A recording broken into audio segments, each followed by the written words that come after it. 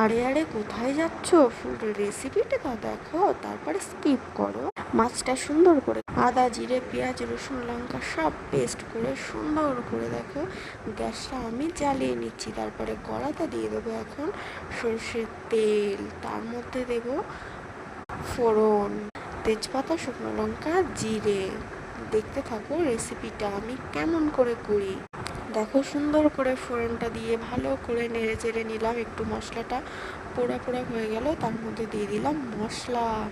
তার মধ্যে দিলাম নুন হলুদ আর একটু লঙ্কার গুঁড়ো আর মিট মশলা দিয়ে সুন্দর করে আমি মশলাটিকে কষিয়ে নেব। তোমরাও কিন্তু এমনভাবে কষিয়ে নিও।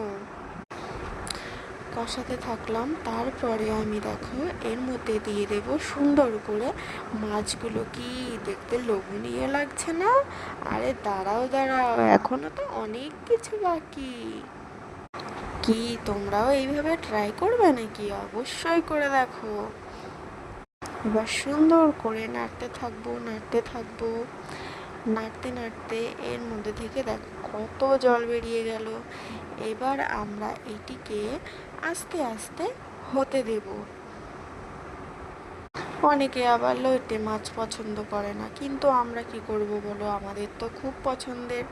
দেখো বলতে বলতে প্রায় হয়েও গেছে। আরে রেডি হয়ে গেছে। কি জিভে জল আসলে তো অবশ্যই ট্রাই করে দেখো এই রেসিপিটি। সর্দি কাশি জ্বর নিমেষেই তুরান্ত চলে যাবে।